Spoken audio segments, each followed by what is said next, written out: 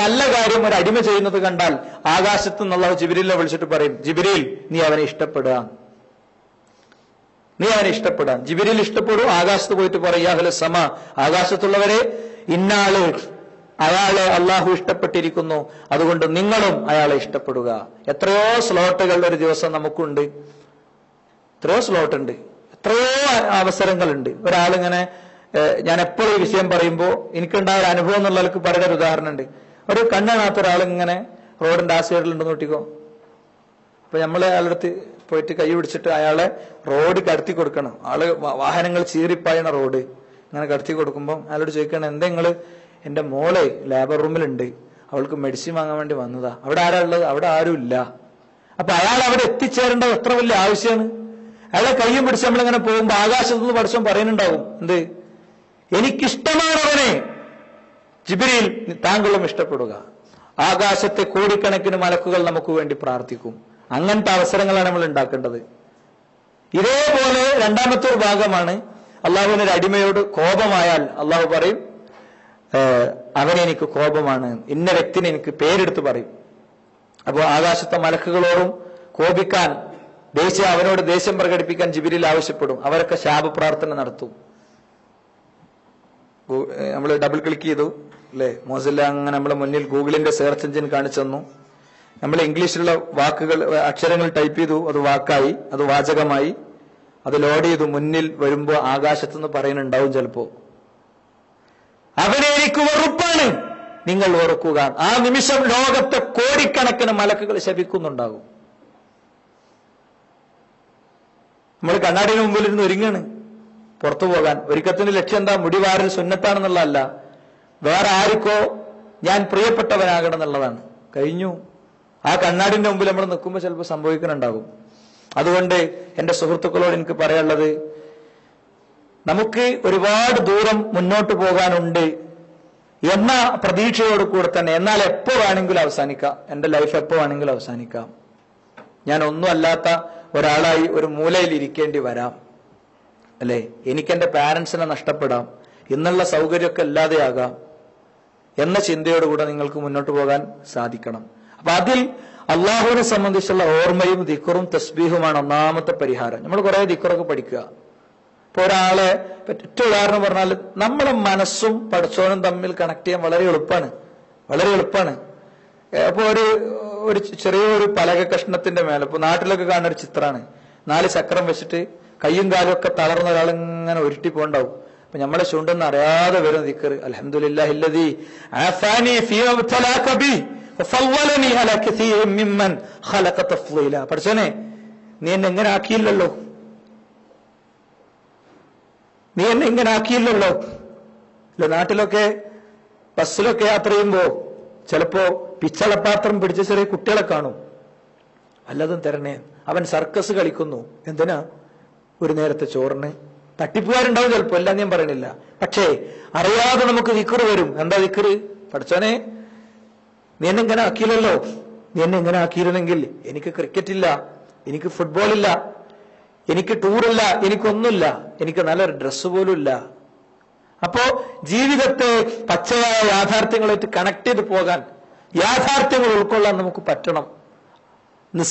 നമസ്കാരം കൃത്യമാക്കേണ്ടല്ലോ, പിന്നെ ഒന്നും സംഭവിക്കൂല.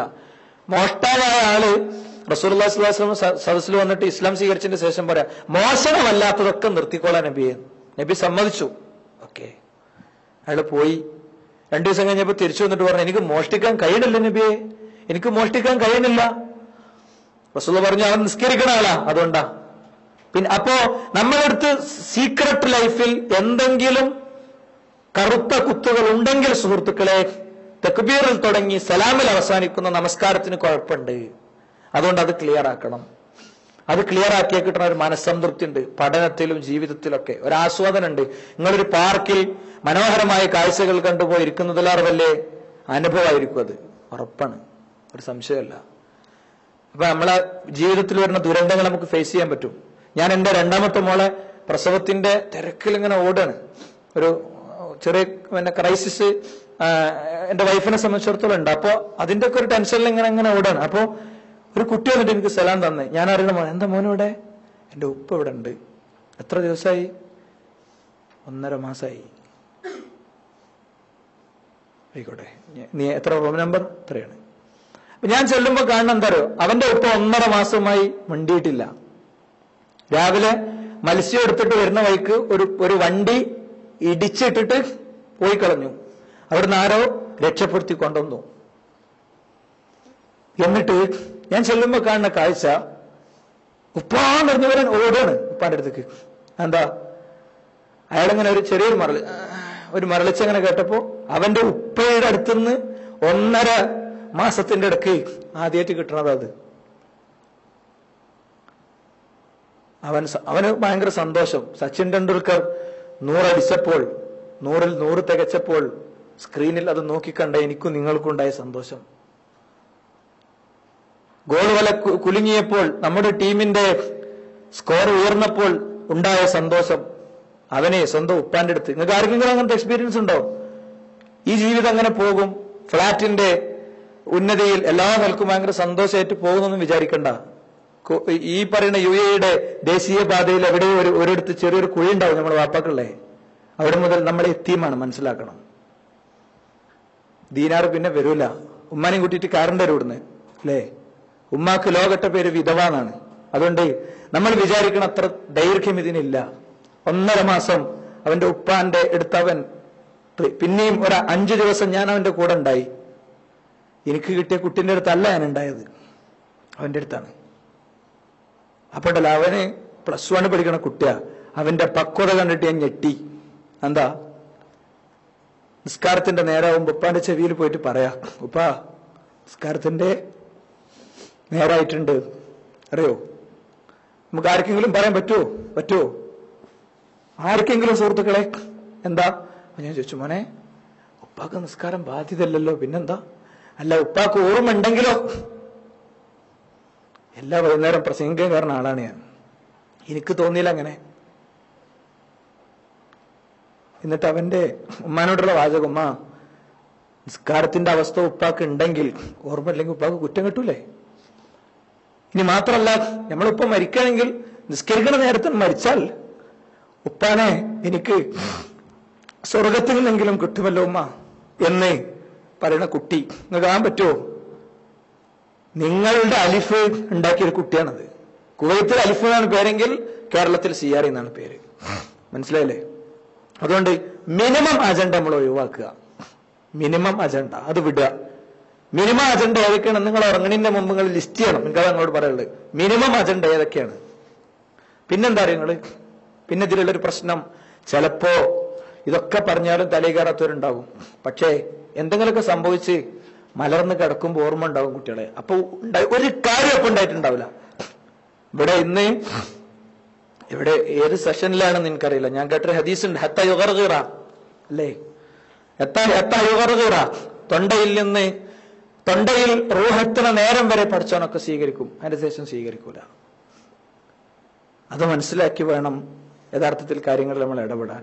അപ്പൊ ഒന്ന് കുറച്ച് ദിക്കറൊക്കെ എല്ലാ ദിക്കറും കൂടി ഒരു ദിവസം കൊണ്ട് നമുക്ക് പഠിയില്ല. പക്ഷെ കുറച്ച് ദിക്കറൊക്കെ നമ്മൾ ചര്യയാക്കുക. രണ്ടാമത്തത് നമ്മളെ നിസ്കാരം നമ്മൾ റെഡിയാക്കുക.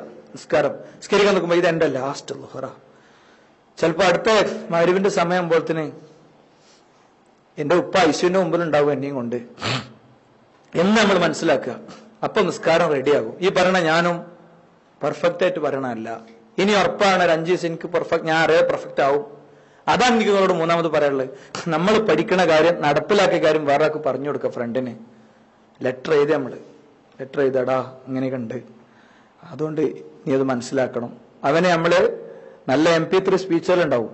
ദാവാ വോയിസിലൊക്കെ കയറിയാൽ ഇങ്ങനത്തെ വിഷയങ്ങൾ പറയണ നല്ല സ്പീച്ചുകളുണ്ടാവും. അത് കൊണ്ടേ കൊടുക്കുക, അത് എത്തിച്ചു കൊടുക്കുക. അപ്പൊ അവൻ നമ്മളെക്കാളും ഉന്നതമായ അവസ്ഥയിലെത്തും. അപ്പോ നമുക്ക് അവന്റെ കൂടെ കൂടുതൽ സന്തോഷത്തോടു കൂടെ ഇടപെടാൻ പറ്റും. അപ്പൊ നമ്മളെ ഫേസ്ബുക്ക് സ്റ്റാറ്റസ് മാറും. നമുക്ക് മരണത്തെക്കുറിച്ചും ജീവിതത്തെക്കുറിച്ചും ഒക്കെയുള്ള ഓർമ്മപ്പെടുത്തലുകളായിരിക്കും ഉണ്ടാകുക. അത്തരം ചില ഓർമ്മപ്പെടുത്തലുകൾക്കുള്ള അവസരങ്ങളായിട്ടാണ് നമ്മൾ കാര്യങ്ങളെ കാണുക. പറഞ്ഞു കൊടുക്കല്ലായിരുന്നു. അതിനാണ് ദാവത്ത് എന്നറിയാം അല്ലേ? ഷാർജയിലെ മെമ്പറിൽ നിന്ന് ആയിരങ്ങൾക്ക് ഹിദായത്ത് കിട്ടിയ ഖുത്വ അല്ല, അതിലേറെ വലിയ ദാവത്ത് നിങ്ങൾക്ക് നടത്താൻ പറ്റും. ബ്ലൂടൂത്ത് ജില്ലയിലുള്ള ഒരാൾക്ക് കിട്ടും, അയാൾ അടുത്ത ആൾക്ക് കൊടുക്കും, അവസാനം അത് കൈമാറേണ്ട ആളുടെ അടുത്തേക്ക് എത്തും.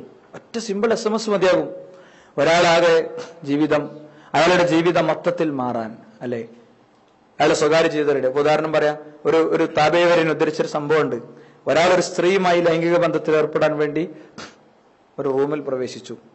വാതിലുകളൊക്കെ അവളോട് അടക്കാൻ പറഞ്ഞു. അവൾ എല്ലാ വാതിലും അടച്ചു. എല്ലാ വാതിലുകളും അടച്ചു കഴിഞ്ഞതിന്റെ ശേഷം അവൾ കട്ടിലിൽ വന്നിരുന്നതിന്റെ ശേഷം പറഞ്ഞു, ഒരു നിർവാഹവുമില്ലാതെ ഈ പുരുഷന്റെ മുന്നിൽ സാമ്പത്തിക പ്രാരാബ്ധതകൾ കൊണ്ടിരിക്കേണ്ടി വന്ന അവൾ പറഞ്ഞു, ഒരു വാതിലടക്കാൻ കഴിയുന്നില്ല. ഏതാണ് വാതിൽ? അത് നിങ്ങൾ അടക്കണം. ആകാശത്തിന്റെ വാതിലാണ്. ആകാശത്തിന്റെ വാതിൽ ഒരാൾക്കും അടക്കുക സാധ്യമല്ല. അത് റബ്ബിന്റെ കണ്ണാണ്, റബ്ബിന്റെ അറിവാണ്. അല്ലേ? ഒറ്റ മെസ്സേജ് മതി. വേറെ എന്തൊക്കെ ഒപ്പിച്ചിട്ട് എങ്ങനെയൊക്കെ നടത്തുന്നതാണെങ്കിലും ഉറപ്പാണ് ഈ ഒറ്റ സംഭവം. നമ്മളാ SMS അവൻ വായിച്ചത്, അത് റാഷിദ് അയച്ച SMS ഉണ്ട്, അതുകൊണ്ട് ഞാൻ സൈൻ ഔട്ട് ചെയ്യണം, അല്ലേ എന്ന് പറയുന്നൊരവസ്ഥ ഉണ്ടാകും. അത് കൂട്ടായി നിർവഹിക്കാനുള്ള കൂട്ടായ്മയാണ് MSM എന്ന് പറയുന്നത്. അത് വല്ലാത്ത സംഭവമാണ്. ഇപ്പൊ റഷീദ്